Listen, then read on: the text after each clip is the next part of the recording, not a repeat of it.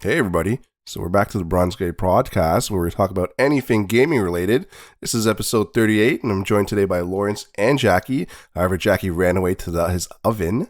Oh, he's back. Never mind. Okay, that's great. So I'm going to continue here. So Xbox Game Pass. But you started updates. already? You seriously started already? Of course I did. Of course I did. This is a timing thing, guys. Okay, let's go. So the Xbox Game Pass update started today, I believe. I know you have the Game Pass still, Jackie. I think on there, they're adding Commandos Origins, which is a real-time tactics game developed by Claymore Game Studios. I looked at it, it looked okay. I don't know, it didn't seem that cool. Obviously, Flight Sim 2024 is on there. These are both part of the Game Pass premiums. Power Wash Simulator 2, Bounty Star, Super Fantasy Kingdom, Halls of Torment, Outer Worlds 2 is on there, 1000 Times Resist, and Football Manager 26 is also coming out on the Game Pass here. So out of all those games, which one are you going to play? Like, what interests you in that list? Okay, so Commando's Origin. I've always been interested in real-time strategy games. So like StarCraft, right? Like that's I've been playing that since I was a kid. I played Command and Conqueror.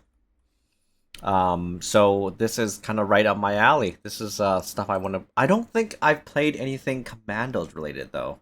I think Commandos is more like squad tactics though. Okay. Like squad based RTS. Mm-hmm. It's not like the big war not the big warfare type. So I don't know if that's what you're looking at. Well, hey, it's real time though, right? It's real time, right? If it's real time, that's what I like that. That's what This game might be too old for you though. Really? I was going to say, have you looked at like the graphics? Yeah, have you looked at the graphics? Wait, hold on. This isn't like a remake or a remaster. This is like no. I think it's all three games combined or something like that. From what I remember reading about. So it's kind of like everything encompassed into one game or something like that. How old is this game? When it was came out? Was it 90s? Early 2000s? So they're putting it on a game that's made from the 1990s on Game Pass? Well, Origins came out April 9th, like 2025. Like that's when. Oh yeah. But okay. Commandos like itself as like a game entity, like it's been here for a while. It's just like I said, I believe Origins is the compilation of like all the games together. I believe I could be wrong. Okay, whatever. No, I think it's a prequel. It's a different game. I'm reading the script right now. Yeah, you could be right. Like I said, I didn't look too much into it. It's a prequel to the original series. Mm. So I'm definitely gonna play that. Power Wash Simulator I played a little bit of. I mean, it was a fun 5 minutes, but I quickly lost interest because of it's not a true simulator. It's not. I don't get the appeal. I don't though. know. It's very popular. A lot of people like it. It's weird because I feel like it was never, in my mind, it was never sold as like a true simulator. It's just the name. It's right. Sort of like Goat Simulator, but a little bit more realistic. Yeah, but why are you calling like it a simulator if it's not simming? If it's not really simming? Jackie, is what? Goat Simulator a true sim for you? What simulator? Goat Simulator. I mean, I wouldn't know because I don't know how it feels like to be a goat. Okay. Listen, Jackie, you should see if Goat Simulator is on Game Pass and try to play that game. No, I've played the old goat simulators before. It's a goat walking around doing around. I played it for 2 minutes and then I lost interest really quickly. I don't think simulator games are just people just tack on simulator games all the time. It doesn't necessarily mean it's the legitimate one-for-one simulation kind of game. It's like game dev simulator. You really think they're gonna one-for-one a game dev simulator for you when you start coding a game inside? That makes no sense. They're obviously gonna add some like fun stuff to it. That would be yeah. I mean, Power Wash Simulator is okay. It's not like my type of game I would relax to playing. Okay. I think Lawrence, you mentioned you would, but yeah, I would just zone out and play it. Like that's totally my thing. Mm-hmm. Any other games, Jackie? Or? Yes. Jackie. Any other games? What? Outer Worlds 2. Okay. That's the one that I'm thinking would be up Yep. your alley. I think so too, yeah. Is that a Bethesda game? I No. believe. Is it? Obsidian? No, it's I Obsidian. think it Yeah, might it's be- Obsidian Okay, Entertainment. Obsidian. Yeah. Because it looks like a Bethesda game, but But I played. better. Huh? You think? Better.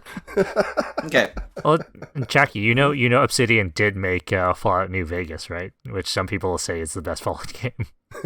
I did not know that. Wait, how did it come about that Bethesda started making the other Fallouts then?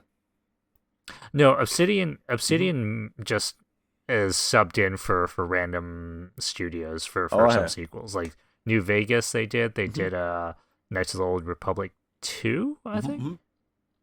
Mhm. right? And Mhm.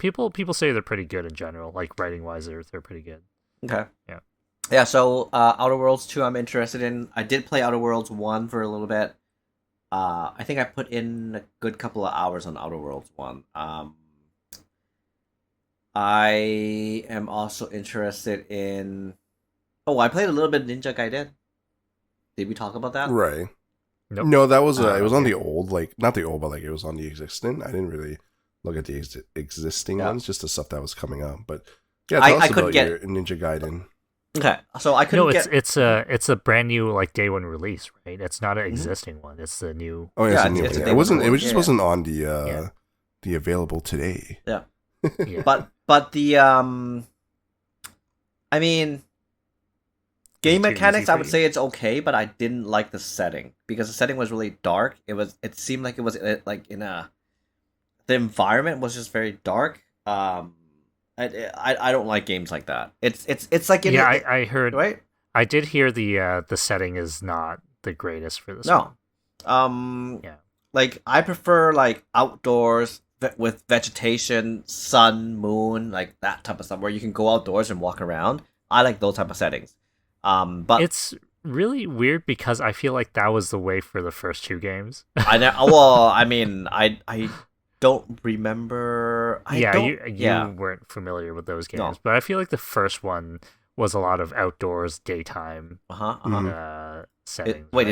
is that a 3D game or is that 2D? I'm sorry, it's the first of the 3D ones. Oh, okay, very nice. But yeah, like I didn't like the game because of the setting. I think the mechanics were okay. It was very fast paced. The character was really responsive. And then the abilities evolve over time.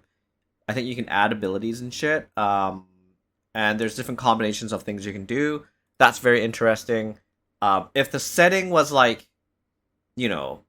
has a more outdoor element to it, then I think that would be a game I would continue to play. But as far as I've played it for about, 20 minutes, I think that's good enough for me. Jackie, quick question for you. So I haven't really looked into this game. The player character, Mhm. do you know the name? Well, Was it Ryu? no. No, it's a different name. It's the new character. It's a new guy, I don't know right? that. I didn't pay Yeah, attention. yeah. Yeah. Yeah, that's all right. That's all right. I just don't like this trend of these action games having to sub in a new character, and then the old character might come in later on, sort of like Devil May Cry 4 when they threw in, "Hey, Nero is the guy you're gonna play now." I'm here for Dante and his power set. What is going on? Why are you forcing this guy on me? That's turned out okay, hilarious. Yeah, his name's Yakumo. That's the main character. Okay. Yeah, I didn't really spoil myself. I saw a clip of something and like I almost spoiled it obviously, but I saw a clip of something and I was like, okay, that's cool. The other games on that list, the last two. What's the last two games on that list? I think those were the ones Football I Manager listed. 26 and 1000 1000 times Resist. So 1,000 Times Resist, I heard is supposed to be really good. I just don't think it's for Jackie.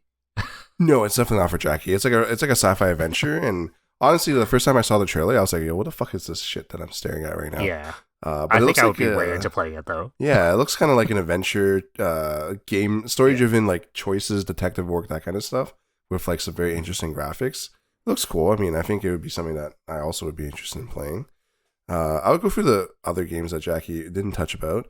Bounty Star is kind of a third-person mech action game shooter with customization, farming, base building. Literally looks like Armor Core, but like a toned down version of Armor Core. And then it added like base building and then like this kind of random stuff here. Super Fantasy Everything Kingdom. makes it sound way worse. Like why would you go for it? You haven't beaten No. Armored Core yet? Yeah. Wait, hold on. Bounty Star is actually available to play right now. Yeah, I mean these are all available right now. Oh. I think it was like upload. Yeah. Should I just install it and play it right now and give you a review? No, maybe sounds after. horrible. That sounds Maybe horrible. after this pod. Okay. Anyway, 'cause I'm Super looking at it. Fantasy Yeah. Kingdom. I was joking. I was saying, man, this is up Jackie's alley. The graphics are amazing. So it runs this like really retro style kind of graphics, but it looks cool though because it's like you build like a city, and then it runs a roguelike kind of like Vampire Survivors where like enemies would like rush your castle, and you would have heroes, and they would defend the castle. But unlike Vampire Survivors, you can't actually move your heroes. They actually stay in the block where you put them in, and they just fire their skills out and shit. And you like defend your castle. I mean, that's actually Sounds cool. like even sounds even less interactivity than Vampire Survivor. That's amazing. So when I saw this game, I actually saw this game. The first thing that popped up in my head was it was right up your guys' alley because the graphics are crappy. Hell, Says the guy that loves Karateka. Anyways, moving on. Hall of Torment literally reminds me of Diablo 1. So it's an action roguelike, bullet hell style roguelike kind of game where you go into dungeons, you fight people, you gain stuff, weapons and all that. Looks like Diablo 1 to me. But, I mean, it looks pretty cool. Yeah, but that's it for those Game Pass games. I mean, whatever you end up playing, you can tell us about it later. But Pacific Drive. Pacific Drive just got added as well. yeah, I mean, that was on the other one. Pacific Drive came out a while ago, though. I mean, I wanted to get it to you, but I ended up never. I played a picking it up. little bit of it. I think it's interesting, but didn't hold my interest past 10 minutes. As of all games. So I'm going to go jump into the news around gaming this week. So one of the big things that obviously has been announced and released is the remake of Halo Combat Evolved, which Lawrence loves the name, is now called Halo Campaign Evolved. I don't know who decided that name or whatever, but that's what the name is. There's an interesting article. It was titled "Remakes and Remasters Are Soul Destroying." A developer on the original Halo isn't happy with the campaign Evolved. So essentially, what they're saying is that one of the Halo designers on the original team, Jamie Grismer, he had a pretty interesting tweet about this, which pretty much he says that in the gameplay trailer, he mentions that you're not supposed to be able to take the Warthog up to steamroll the hunters. He placed the rocks there on purpose, so you had to fight them on foot. And he was kind of like saying that they streamlined everything way too much. And in which he kind of goes into saying that remakes and remasters are soul destroying because they're only done for money, with the developers not being able to win since they'll never get full credit even if the campaign Evolved is good. There's a bunch of mixed comments here. A lot of people will kind of agree with him. A lot of people are kind of like, well, who cares? It's just a game or whatever. But this does lead back to what he his like ideology of how he like developed Halo. I don't know if you guys heard of this. It was back in 2011. He had an article out saying, pretty much explained that his ideology of Halo is 30 seconds of fun. So pretty much he says, where you can have 30 seconds of fun and playing it in different environments, different weapons, different vehicles, different enemies, that's what Halo is. Because you would play and have fun for 30 seconds and you would do something entirely different for another 3 seconds, so on, so on, so on, so forth. In the remastered, he's kind of saying that, or it looks like he's saying that it's not the same because now you can take the Warthog up there and just fuck everything up, which is kind of hilarious. I don't know how I truly feel because I'm not a big Halo fan. I never really played it, although now it's coming out on PlayStation, so maybe that'll change. But I know you played a bit more Halo, Lawrence. What are your thoughts on this whole remake and making things easier and all that kind of stuff? Do you agree with them or what? So I have played Halo, actually, Halo 1 I actually played a few more times, but I don't have that reverence for it. If they change it, then they change it. It's what it is. Like for me, Halo is like a certain feel, like visual aesthetic, and also the larger battlefields, and the way the enemies are a little bit more dynamic than a lot of other shooters at the time. Mhm. And for me, if they change some of those things, like you said, hey, you can fuck up things with the Warthog, I'd be like, fucking hell yeah. Like, I don't care. For me, it's more of I think the greater discussion is really the PS5 release more than anything. Right. Where it is weird because it feels like there's no real exclusives on the Xbox anymore. I know they're talking about how exclusives don't matter in this day and age, but I'm like, I get it, but at a certain point, you're really removing the reason why you're here, like why you're getting an Xbox, right? Right. Is Halo a better multiplayer game or a single player game? It's hard for me to say because I played it as a campaign game. Yep. But is it known for its campaigns? Is that a thing, or is it is it like? I would say people look very fondly on the campaign. Like a lot of the sales pitch on, let's say, Halo 3 was always you finish the fight.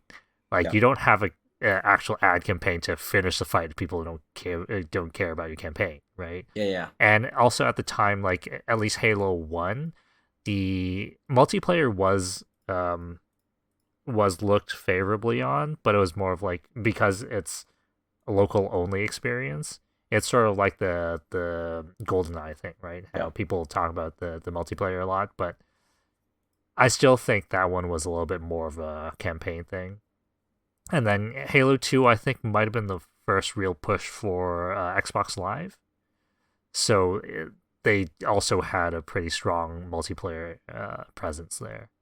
But it was both. I think both sides were sold, like were looked pretty favorably on. I've only played Halo like once. It was at PAX East many years ago when I forgot which one it was, but they had a new Halo at that time. But I didn't know which one it was, and I played a little bit of multiplayer. The controls were very, very different from like Call of Duty or Battlefield. That's all I recall. And so I wasn't used to the control scheme of that particular Halo game. I don't know if it's the same from previous ones, but that really threw me off. And yeah. The thing is, like, I think Halo 1 came out before the really established Call of Duty control scheme came about. So, and I think they kind of stuck with it over the years. I think they might have changed a few things, like they started putting in iron sights and whatnot, but overall, I think Halo has been trying to maintain its own thing. So it would be different. And honestly, I think I played it more as a PC game more than anything. I played Halo 2 on Xbox, but I think most of my experience was on mouse and keyboard. Mm-hmm. Which is fine. I feel like Halo control schemes aren't too bad. I think they kind of generalize it later on. One of the interesting things for me about this whole kind of article and whatnot, or just the thing in general, is just this comment about remakes and remasters are soul destroying. I'm just curious, what do you guys feel about that? Do you guys feel that's true? With like, I mean, all the games that are coming out right now, a lot of them are remakes, remasters, and whatnot, right? Like you have your Final Fantasy 7, your RE, your Zeldas, right? Do you feel like that's an actual thing, or do you think he's just being like a little pissed off because they ruined his pacing for Halo, essentially, right? I guess it depends on which perspective you're looking at, right? Like if you're on the game designer side, like if you really held on to that game specifically, like very close to you, I can see that being a problem. Right. Yeah, like the thing is, for the gamer side, I think as long as it's a good game, it could be okay. Sort of like how the remakes for the Resident Evil, I think, generally have been pretty favorably looked on. But then there's also people who hate games like Final Fantasy VII Remake, right? I heard some people hate that remake. I don't know. Remake. I liked it. I liked it. Your opinion is voided. No. I'm a fan of remakes, right? Like I just finished Metal Gear Delta. I think it was a great game. Like it was pretty much like an exact remake of of the original. They didn't change anything. They just improved the graphics. I think remakes give the game a second life, especially for people like the younger generation that hasn't experienced the original game. Or even if you go back to play the original game in modern times, it's difficult because things are so dated, right? I really want a remake of the original Metal Gear Solid. That will be amazing. Or like whoever ends up doing that. I think the problem is like the term remake or remaster just covers such a broad range of what you can do with the game that it's kind of hard to define, right? Because Metal Gear Delta is a slam dunk. Like if you're remaking it, basically, beat for beat, like everything is the same except for minor adjustments. You're not going to piss off your old fans, and it's going to be okay for new people again, and because it looks much better, right? But if you're talking about something like the Resident Evil style remake, you have like such a big chance of really pissing off the original fans that were there for your game in the first place, unless you really nail it. So it's kind of like it's hard for that to be a sure bet, I guess. I'm trying to think what other remakes happened that just didn't land for people. I can't really think of any. No, I mean, again, like Final Fantasy is just such a different thing, I guess, at a certain point. Just shouldn't have called it a remake. No, but we've seen other sort of like remakes, sort of like I feel like the Deus one, quote unquote, remake or remaster. People said the lighting and stuff looked like crap. There's also like the Mass Effect one when they did the Legacy collection. Mm-hmm. People, like fans, were in there being like, "Oh, the lighting looks like garbage. The tint is no good." Yeah. You have your Silent Hill.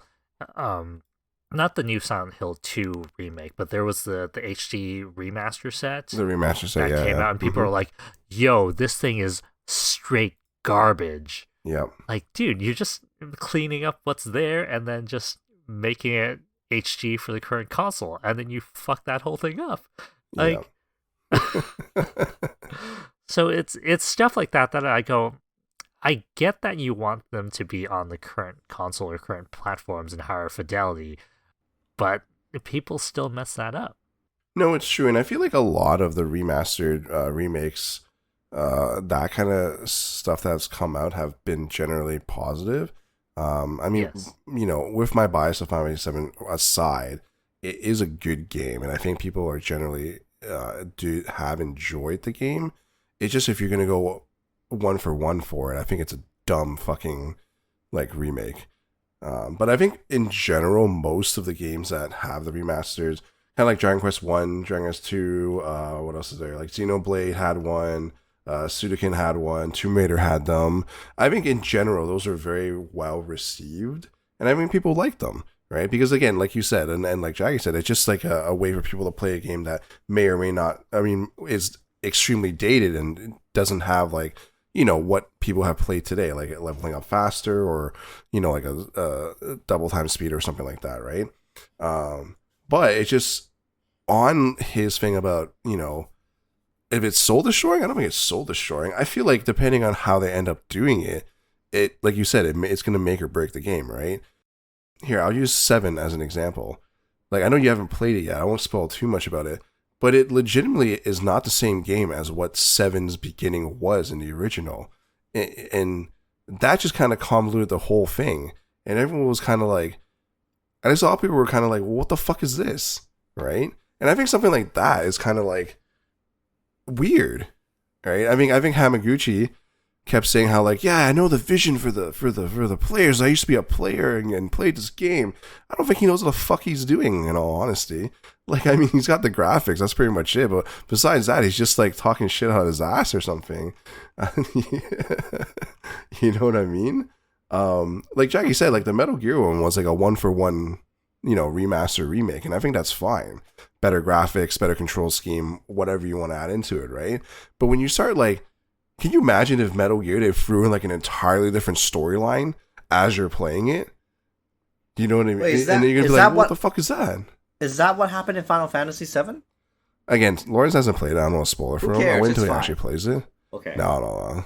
But but something like that. Imagine like we're throwing like an entirely different like mechanic into the game that no one has seen or heard before, and you're like, what is this? Yeah, you know what I mean? It just makes it weird, and it's like, okay, is this like a new game? Is it a remake? This was never in the original, and I think something like that is kind of like not soul destroying, but it kind of makes the game like shit afterwards. At least in my opinion. Right? I feel like it. Well, story wise, yes, I can kind of agree with that. But like mechanic stuff, you can add new mechanics to a remake, and as long as it blends into the game, fine. It's not that bad. Again, like the Resident Evil 4 remake, they changed the knife mechanics, right?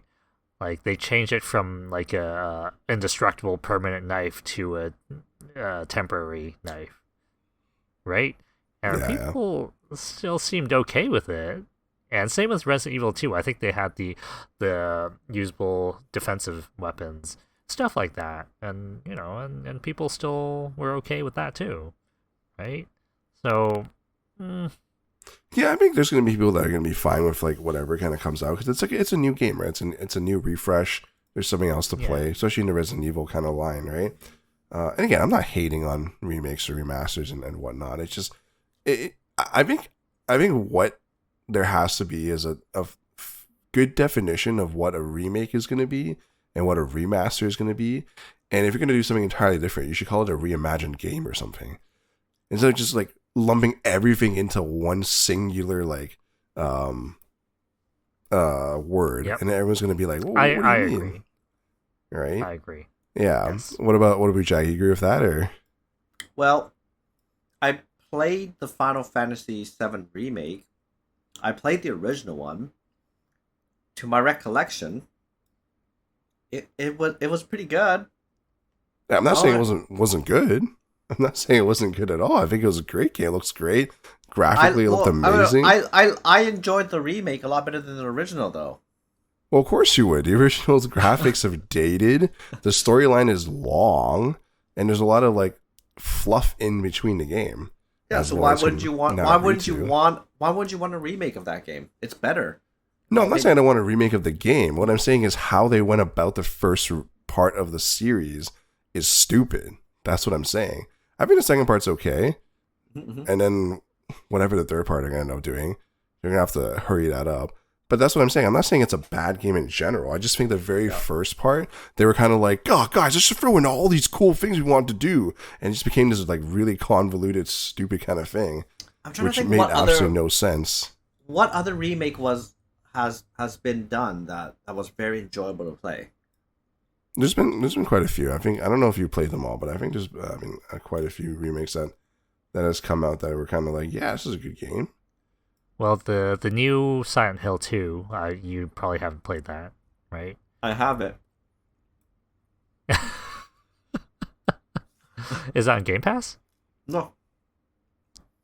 You just bought it? Just bought it. He's like, yeah, you know what? It's fine. I'm just gonna buy the game. No biggie. I think it got a high rating. It got a high rating. Yeah, it got a high rating. I've always wanted to play Silent Hill. I've never played it before. I mean, I played a little bit of it, but it's a remake. I feel like you picked one of the scarier genres. No, I'm gonna play that. No, I'm actually saving it to play during like Halloween. That's what I'm saying. It's like one of the scarier kind of games. It's gonna be my it's gonna be my Halloween thing. It's gonna be my Halloween thing. Okay.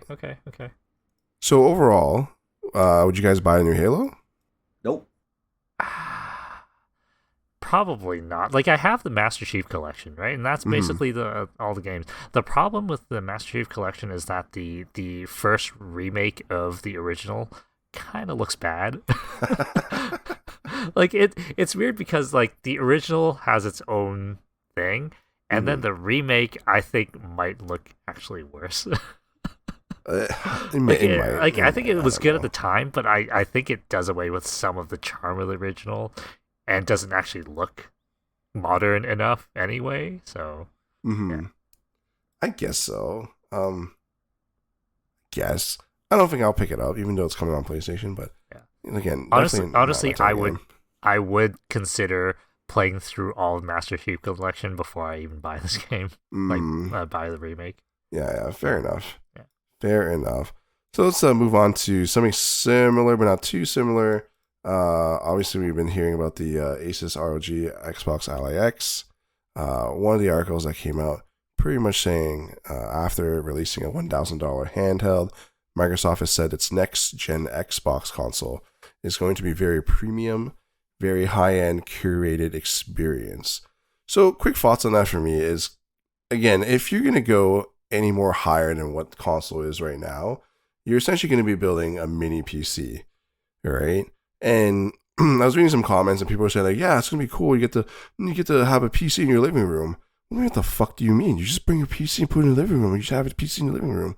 You don't need a fucking Xbox to do it. And that's my thoughts on it. Just a weird kind of thing. If you're really going to tell me that you're going to start putting, or Microsoft is going to start making a small console form factor PC, which is cool, and it's going to have the 5090 and all that stuff, which is nice because if it's going to be $1,000 for a 5090 quote unquote, it's not horrible.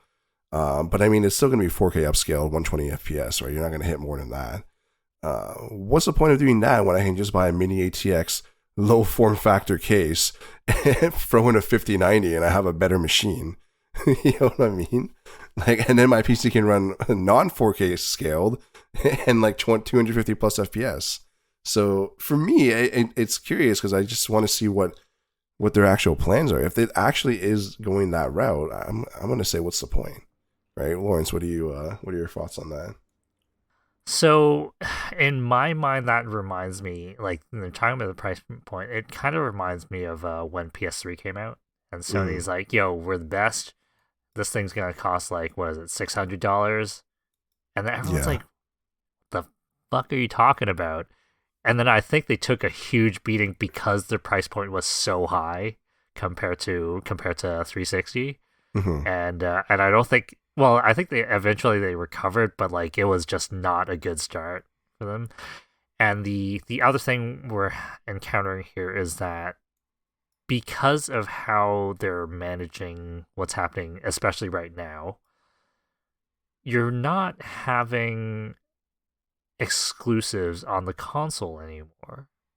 Right? Like everything you're going to be able to play on mostly PC, and even the big names you have are getting pushed onto PlayStation. Like, who's going to stick around to buy? I don't know how much they're going to charge. Like, if they're going to charge like $1,000, right, and $900 or whatever. Like, if your competitor is, maybe a quarter of the price off, or like 3/4 of that price, why would they go for yours? Especially when most games kind of work to a parity now or something. They design to the lower end of that generation. You might have some nicer features, right? Like, maybe you can get a slightly higher frame rate or whatnot. To the general audience, like, I don't think they care. Of course, you have people who are tech savvy or who are the pro consumer and prosumer people who would get into it, but I don't think the market is really there to support that pricing. No, I definitely don't think if they end up pricing at that high amount, like, so just example, like the ROG Ally X currently on sale, guys. If you want to pick it up, it's currently $1,099 Canadian. Right, it's on sale. It's $250 off. So you're telling it's already 1.2K Canadian. Now, mind you, again, I'm not saying the Ally X sucks or anything. But that's a hefty price for a handheld when technically Switch 2 is currently dominating the handheld scene, regardless of being able to play Xbox games or PC games. So it's a very interesting price point, and I feel like they're just going to follow that specific price point into their new gen. Maybe not $1,000, maybe $800-900. But if you look at it, PS5 is already borderlining like 6-7 currently, right? So I feel like it's not out of the realm of impossibility to tell me that the next gen consoles are going to be $900 or $1,000. But Jackie, what do you feel about this whole thing? Like, what do you? I'm excited. I'm genuinely excited. I want them to make like a super premium console with the best of everything in it. Like I just want this console to be a killer. I'm super excited, and if they do make something like that, I'm gonna get one.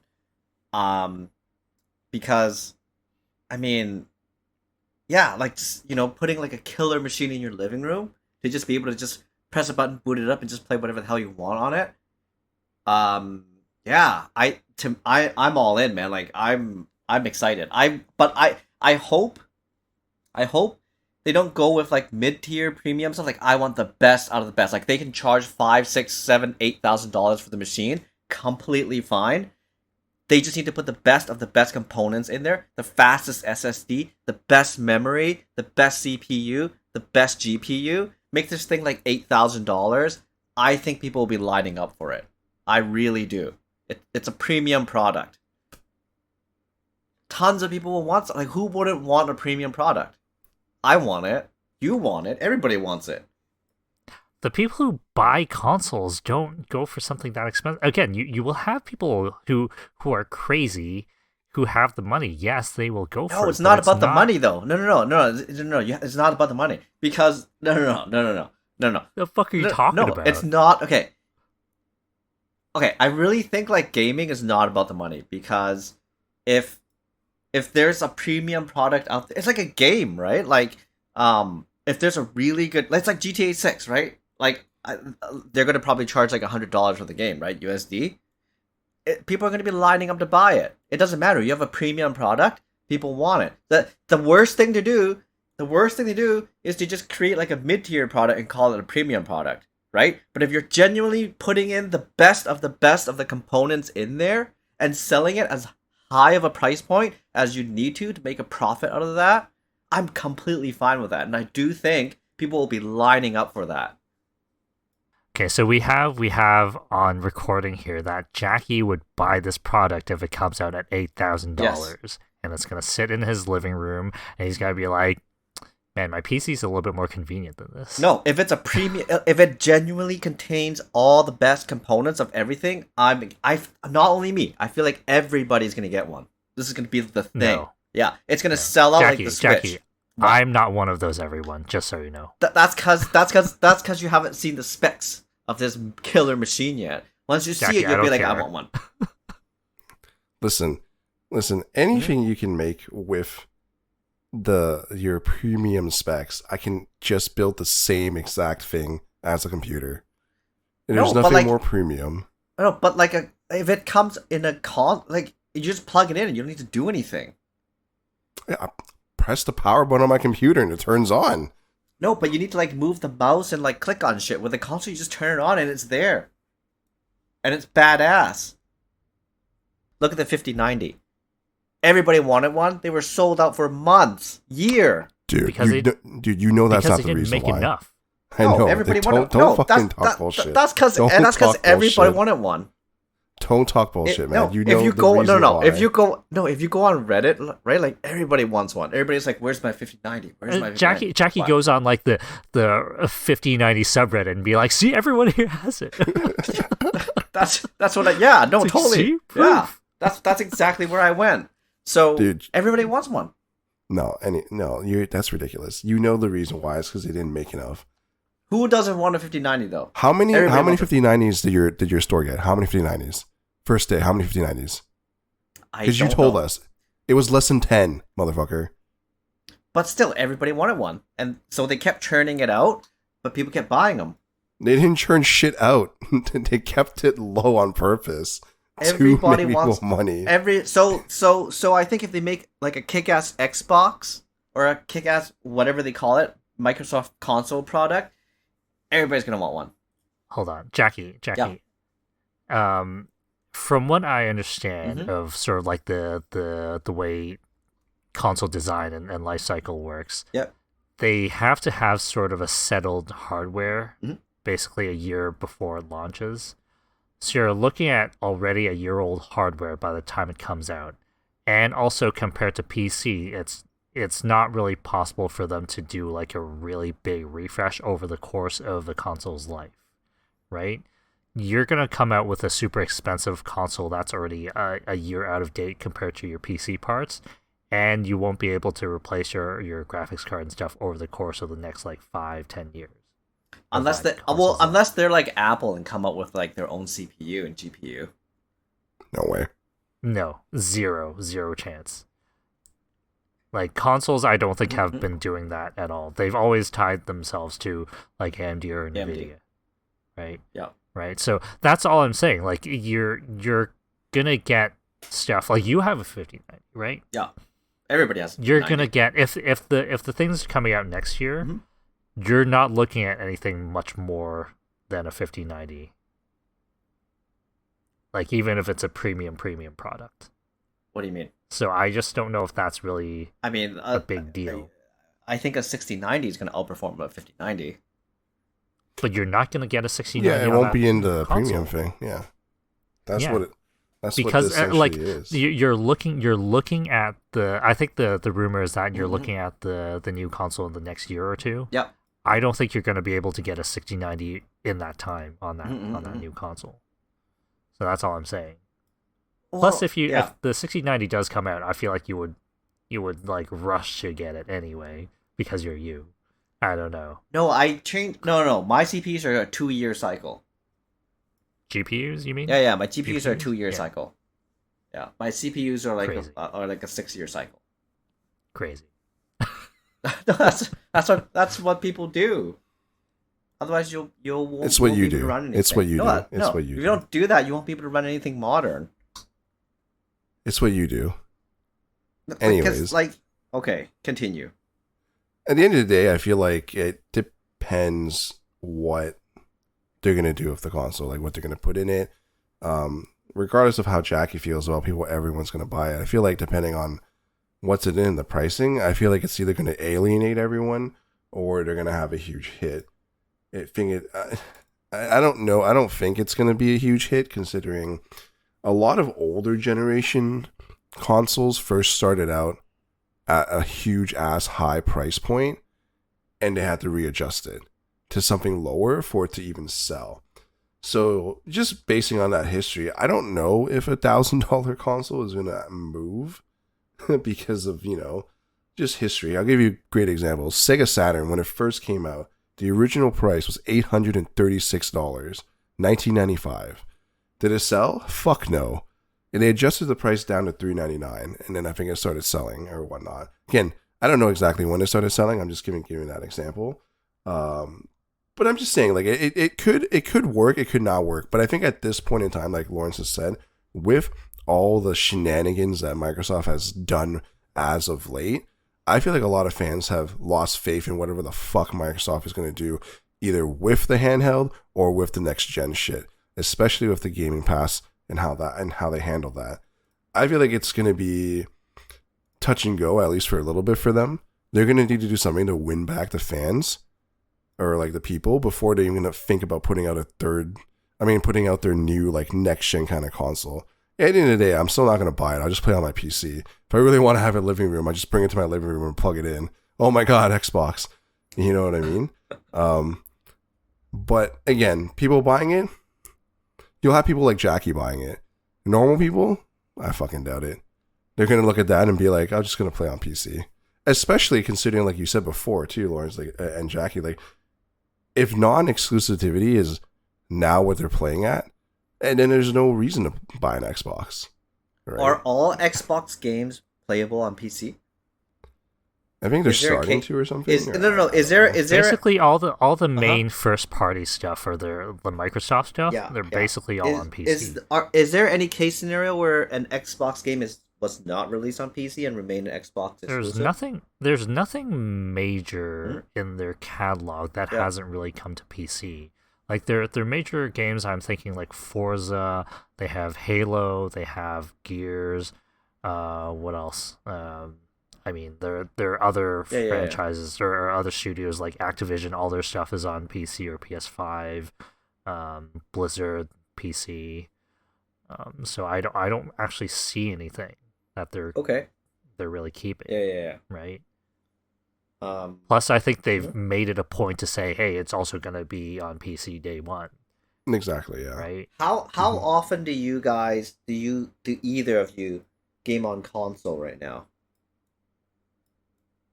Not Lawrence, really. Yeah, I you have my first. Switch here, Do you but how often do you use that otherwise, versus your PC? 50-50? Dixon. I don't know if Dixon really has a console plugged in at Dixon all. only plays Oh, PC. sorry. I thought you were asking Lauren. Sorry, that's my I fault. was asking Lawrence, but he refused to answer. Oh, no, my console I said collects I only have a dust. Switch. All my consoles collect dust now. My PS4, my two Switches, they just sit there. I don't even touch them. Yeah, So I my play Switch everything on is PC. the most recent console. Yeah. Okay. And again, like, it's not a bad thing. I'm not saying consoles are dying. It's just when you get to that price point and that tech level where you could compare it to a PC, at least in my eyes, I'd rather just play on my PC. I don't need to sit in my living room. That's uncomfortable, to be honest. I don't know. I don't know about you guys. Oh no, But for no, me, no. it's kind of comfortable. My living room is much more comfortable than my office. Right? At least if I'm down here, if I'm playing like a shooter, I can scream. While I'm upstairs, I'm gonna alert all the neighbors. I'm screaming at some person playing like Call of Duty or something.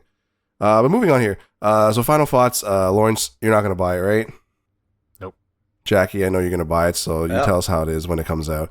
Okay. Let's quickly move on here. So this is something that I was reading about recently. I know you guys aren't too much into gacha games, but you can understand monetization and like kind of like loot boxing and all that stuff, right? So just a quick thing. At least what I've been seeing recently is kind of hilarious because a new game came out, I think, like earlier this week, and it was developed by YoStar, which I'm sure you're familiar with, Florence. They do Arknights and all that. Although I think they're just a publisher in Arknights, I believe, right? I think Hypergraphy actually does the game. But YoStar essentially made this game, and there was a lot of hate going into the game after it launched because in beta, the single pulls, so pulling a character, went from 150 currency to 300, and a 10 pull went from 1,500 to 3,000.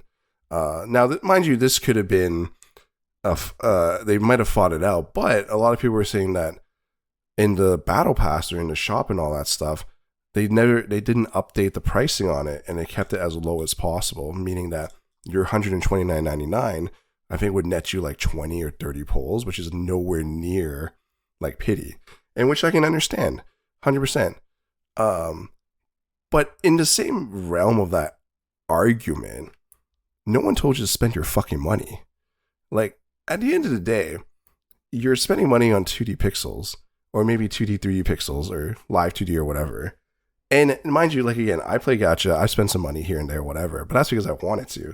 But the argument here is like insane, as people are like, "Oh, fuck YoStar, fuck them, they're trying to like take our money. This game's gonna EOS in 1 week."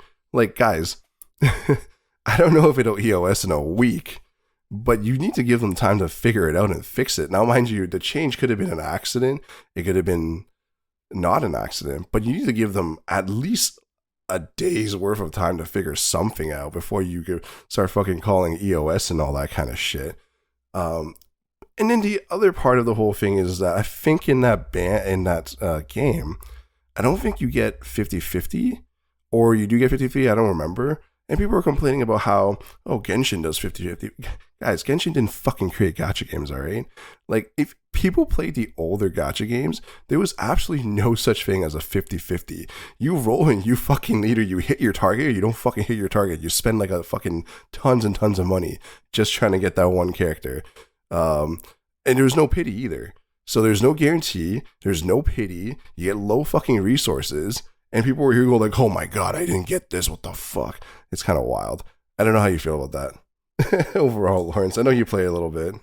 I just think that nowadays there's so much competition in terms of that space that if you make your as you compare it to older games, right? Like if you compare it to that, sure, it's better. But if you have other games now to compare it to, why would you stick around for the one that's clearly just not, like, value wise is not good compared to the other ones that you're playing against, right? I don't know what the actual gameplay is like or whatever, but at a certain point, if people don't think the value is there, then they're not gonna pay for it. And then yes, I can see that being an EOS problem. I don't know. It just depends on if it's a good enough game for the whales to stick around, really. Right? You just need the whales to pay for the money. Who cares about what the other people think? No, and I definitely agree with that. It's just I feel like the whole argument thing is just hilarious. And I'm thinking like, when you guys aren't game devs, you don't know what the fuck's going on. It could have been a mistake. I'm not saying this game is amazing. I think it was mediocre. I played like a couple hours of it. Will I stick with the game? I don't know. It's just there. It's just on my PC right now. So like I don't know if I will, but I just feel like the whole just people complaining about not being able to spend their money or losing on like or not having like quality of life stuff at this point, because people were used to complain about not having certain things in quality of life. Then now gacha games have stuff of quality of life, and people still bitch about something that is still not correct. Like at this point, you might as well just have gacha games 100% the unit you want and let you select it, and so then everyone can just like stop complaining. Dixon, gamers are very entitled. It doesn't matter what genre or what type. It's just gonna happen. No, for sure. And I feel like it's just it was just an interesting read because like people were posting like nonstop about it, and I was just reading all the threads and comments about it, and I'm like, wow, everyone just really hates the fact that you can't like spend your money. And I'm like, well, why? Why do you have to spend your money? I don't understand. Like Jackie, like if you were playing a game and there was like loot boxes, does it compel you to spend your money? Like, do you want to be like, oh my god, I need to throw $5,000 at it right now? I don't play. I'm never interested in those type of games though. Mm-hmm. But just saying in general, like if you were playing like a game, what do you mean by like getting like cosmetics or something, like skins, weapons, or something like that? No. That's not my thing. Or I'm trying to think of like the sports games, like the packs. Yeah, in sports games like you would packs. in sport games you would like open packs to get like characters like from like I use FIFA as an example. So you like pull a pack and you're like, oh my god, I got Beckham when he was 21. That kind of stuff, right? That's a high value card because its stats are amazing, right? Nope. But like this stuff doesn't compel you to spend the money, but it doesn't stop you from enjoying the game, right? Yeah. Yeah, and I think that's I think that's for me. It's like one of the things that people seem to not care about as much. They're just like, yeah, I just want to spend my money so I get the best characters, and then maybe I'll play the game. Because I think the gameplay loop of that game isn't too bad. It's kind of like Vampire Survivors, where like you have an endless horde and your characters will just class skills and stuff, which is pretty interesting. I've never seen a gacha game do that. That's how I was kind of like, oh, this is cool. But again, I think like a lot of people aren't playing the game anymore, so maybe it will EOS. Who knows? And I think that's basically what people are saying, right? If people aren't going to stick around because things are too expensive, then yeah, it's going to EOS. I don't think they're like cursing out the game, but yeah, if your player base doesn't want to spend the money, then No, it was just funny because it's just funny because people would yell EOS and also then say like, oh, it's like a fucking shit version of Vampire Survivors anyways. It's like, okay, well then clearly you never wanted to play this style of game anyways. So like, what there would have been no point for you to start the game at all.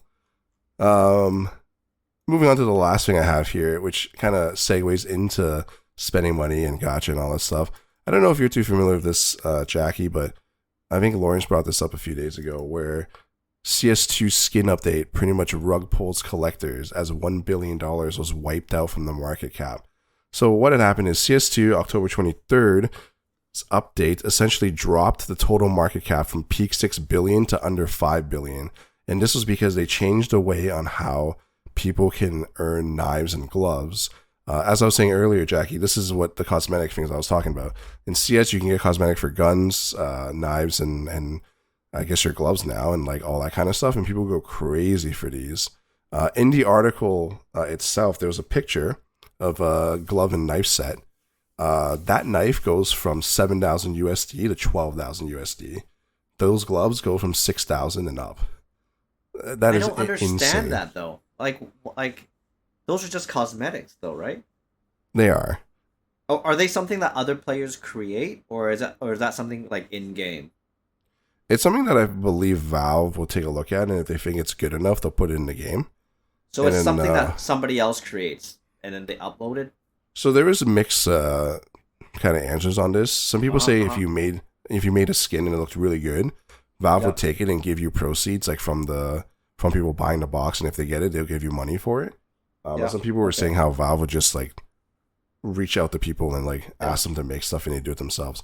And then, let me finish this real quick. The update. So what the update does now, and originally you would have to buy a loot box, and you have to pray that within the loot box you hit that proper percentage and get the skin. So now what it is now is that it's something called a trade-up contract system. So it lets users now exchange 5 specific quality items and trade up for the same style of whatever you traded up to for that knife or glove skin, which pretty much now people can flood the market with low-priced knives or glove skins and all that. With this, I think a streamer tweeted out and said, "You guys know that people are probably going to harm themselves because of this, yet you push it out without hesitation. Crazy." I thought that was interesting. Although there's mixed reviews on this. Some people say it's a great idea because some people don't really care and they want like more skins out in the market and whatnot. And some people are losing their minds because they lost a fuck ton of money. There was a streamer that kind of Floam. I'm not too familiar with CS2 streamers, but he pretty much said the market manipulation that was happening and driving prices to the point where people couldn't buy them without investing an insane amount of money to get a nice skin was out of hand. He said a normal human shouldn't have to spend the amount of money just to have one nice skin in CS. And I agree with him. What do you think about this, Lawrence? So I think the skin market has always been really messed up. Like the numbers you're talking about are ridiculous for a skin. Like, yeah, 100%. 100%. Right? This like I played CS a bit back in the day, and I just modded in my own skins. Like fuck it, like whatever, man. Let's just find skins online. You just do it yourself. But I think the numbers are crazy, and I think Valve should have had some sort of regulation on it. I don't know how people are selling it, like if it's a back channel or like they, how that gets processed.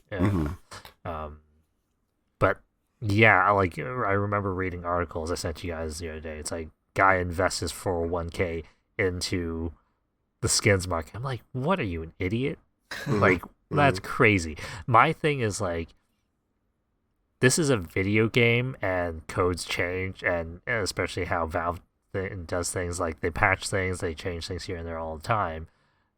Like, yeah, especially for an in-game market, right? Right. This can change at a drop of a hat like it did now. So having that big of a number going in and out is just nuts. For me, if it's something like the Steam trading cards, hey, you can get, a few cents out of this, here and there. Sure, that's fine. Talking about like 4-digit numbers, $6,000 for a skin. Yeah, something's not right there. What about you, Jackie? What do you think? Well, here's the thing. Like, if people are willing to spend that much on skins, back to what we were talking about earlier, like, why wouldn't, like, that kind of shows people would just spend an absurd amount of money on premium consoles. Those two are two different things, though. No, but I'm just saying. It's a sickness, Jackie. Right? I don't understand why somebody would purchase a skin. Like, use real money to purchase a skin? Jackie, this is why we call them whales. Like, they're the specific type of people we call whales. Plus, the difference here for this one is that people are using this in hopes of trading it for more money. How do you... wait, how does the transaction happen? Like, did they just find somebody to sell to and they just, like, Venmo them the money or something like that? I'm not too familiar with how exactly people trade. Yeah. Is there a certain marketplace to do this? Or? Yeah, there's a third-party place to do it. Either you can do it through Steam Community Market, which you would get Steam Bucks or whatever, but there are third-party websites that do this. Because essentially what it would be is, like, from at least what I can tell, you put your skin up on market, people bid on it, or people will buy it out, you get their username, they pay you whatever, you send a knife on Steam to them on with their username. Bam, deal's done, right? And that's essentially how, I believe that's how that goes. But beyond that, like I said, it's just some of the stuff it's just crazy expensive, and I don't know why. They don't even look that good sometimes. Yep. Jackie, you've sold a few of the Steam trading cards before, right? I think it's so. just on the Steam interface. Yeah. I believe the CS skins is kind of the same thing. You just go on there, dictate like, hey, I want to sell this for this amount of money, and they just put it out there. I'm just, even with the Steam cards, I'm surprised somebody would buy those. Oh, 100%. I don't know why people buy. Like, it doesn't. To me, it has zero appeal. Mm-hmm. Yep. It's like trading cards, like Pokemon cards or whatever, but it's all digital. That's what's crazy, right? That's what makes it worse. Physical, I can still see a bit of it, but when it's all digital, I'm just like, I don't know. Man. Yeah, it's like those what NFT things. Don't understand that at all. I don't understand that at all. Because can't you just like right click and copy the graphic? Well, that was the joke, right? The people, you would right click and copy it, but then technically, what people argue is like, but you're not the owner of it, because you never bought it, even though you have it. But right click copy is a copy though, eh? Like it's a it's a right? It's a physical code that you have. I don't know. Anyways, yeah, it's definitely a different kind of like discussion there, but just in general, I feel like I know people love CS skins, and I think some of them are cool. Like I'm just looking at something here, the Krambit Blue Gem. I think I'm just reading it that it's one of the super rare ones. Price is $1.5 million. Wait, can you show? Wait, can you put up a screenshot on how that looks like? Yeah, I can do that. But it's just stuff like this. It's kind of like why? Like, why would you do that? Like, number one, who has $1.5 million? Like, just sitting there and be like, hey, man, let me just buy the skin real quick. For an in-game skin? Like, what is, like USD? Are you talking USD? I believe these are USDs. Yeah, these should all be USD. I feel like... Don't get me wrong. Don't get me wrong. I like cosmetics. I've had, like, I bought into cosmetic, like, in gacha, skin gacha, where you roll, like, a fuck ton of resources to get a skin. I've done that, sure. But I will say I've never spent the amount of what someone would spend on a knife in CS2. Well, you don't even see this the knife, looks though. very generic. Wait, you don't even see the knife, though, right? Oh, you yeah, do. you can see it. No, you do. Everyone else sees it, too. Like, when you pull it out. Everyone's like, whoa! Yeah. Yep. In CS, the knife is an equipable item. Like, you have to say you're going to knife. Okay. Interesting. I don't know. That knife looks so generic. Like, listen, like, I'm not gonna hate on it. I mean, people like it. It is what it is. But I mean, like, just going for some of these knives, they all are at least like $2,000, $3,000. Lowest I've seen is like a $600 knife, right? Hold on. For these skins to actually work in game, it's not one picture, right? Like, they have to design like multiple. They have to design the knife in multiple perspectives. So the knife actually has. Usually they come with animation. So I think with the Krambit, they spin it around when they take it out, and they do like spin animations with it. So it is animated. So you're paying for the skin and the animation, but not like a $1.5 million worth of animation. Right. So the designer has to do the animation as well, right? Is that what it is? Yeah, I would assume so. It's a pack. It basically comes as a whole thing. Okay, so you're essentially buying the work of art of somebody, like of an artist that's actually doing it. Again, I'm not too 100% sure about like. I mean, no. But the thing is, like, these are random drops, right? You're not saying like the initial guy who gets it from like a box, basically of random things. Yeah.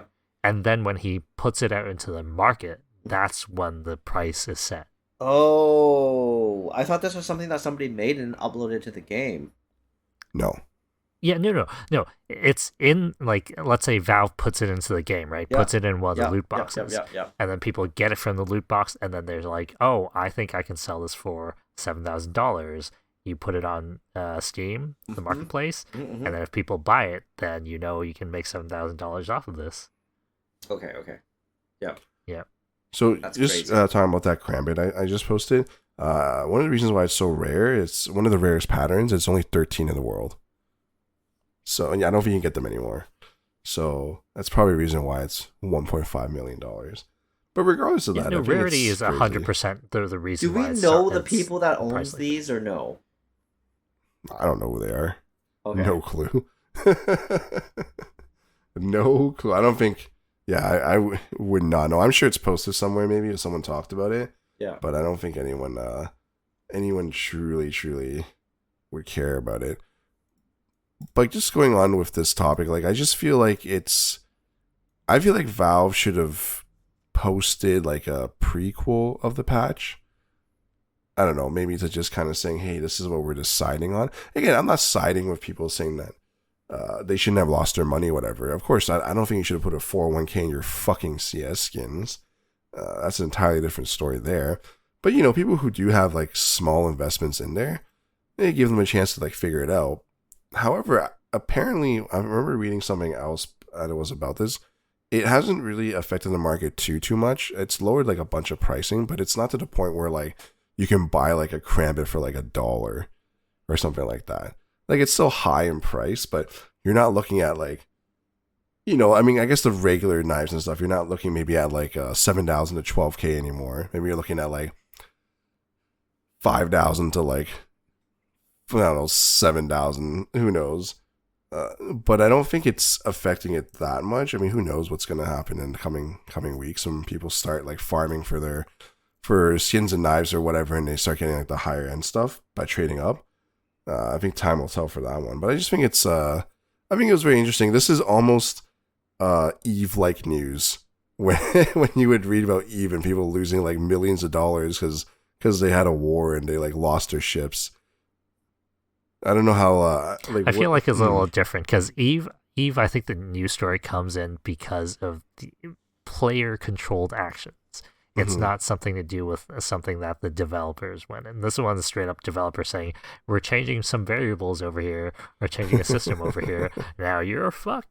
But I also feel like, again, it's just the way Valve does things. They've just been like, oh, update's going to happen. We're just going to push this out. It's just going to happen. It is what it is. So. Yeah. What are your final thoughts about this, Jackie? So what are we talking about? This guy comes late for the pod and then starts tuning out when he doesn't want to listen to us. We're talking about buying skins with money. Oh, okay. What are your No. final thoughts? No. Okay, what I was going to say is, didn't Diablo 2 or 3 have they used to have like a trading house where people can sell items that they found and then for real money. And then I think people actually made pretty good money on this. And then for every transaction, Blizzard just took a certain percentage of it. But then it kind of got like way too crazy, where and then Blizzard decided to shut it down. So yeah, like I mean, I guess there's always going to be a market for stuff like this, but it's not for me. But like, I mean, if there's fans for it, then then it is what it is. Quickly speaking about the Diablo thing, I was one of the people that made money off that. Yeah, the reason why they took it out was because Which one? Which Diablo was it? Was Diablo it 2 or 3? Okay, no, it's 3. So the reason why I believe Blizzard took it out is because they were finding that new players would just go to the marketplace, spend $500, and be decked out in shit, and they're like, "Well, this is pointless." Then that's why they took it out. Because there's literally no point. Because you can have an auction house, but you use gold, right? But if you use real money, people that have money are just gonna pay money and like have the best gear or like have what they want, and there's no reason to farm. Because at the end of the day, Diablo's all about farming. If there's no need for farming, then no one's going to play the game. Or you're just going to have specific people playing the game, and then no one else is going to play the game. So... Okay. It's funny, too, because, like, with Diablo, there's actual incentive to get items using the auction house because it's stat-related. Yeah. Mm-hmm. Like, CS is strictly visual. Like, no stat changes. Yeah. That's true. That is true. That's dumb, yeah. No, you get plus aura points. That's what you get. All right, when you go on the replay and you find out that you got stabbed by a Krambit, you're gonna be like, oh my god, that was worth me dying. I'm gonna go dox that guy. Oh, so I think that's it for us this week, right? You guys have any final thoughts or final things you want to say, Lawrence, Jackie? No, I'm good. I'm good. Let's call it. Jackie's like, Jackie just wants to play more Power Wash Simulator. That's what he wants to do. So I hope you guys enjoyed this episode of the Bronze Gate Podcast. If you guys liked what you heard, give us a follow. We're on YouTube. We're also on Spotify. I think we're on a bunch of other podcast things as well, but I think their main ones are Spotify and YouTube. Hope you guys did enjoy, and we'll see you next week. All right, see ya. Yeah.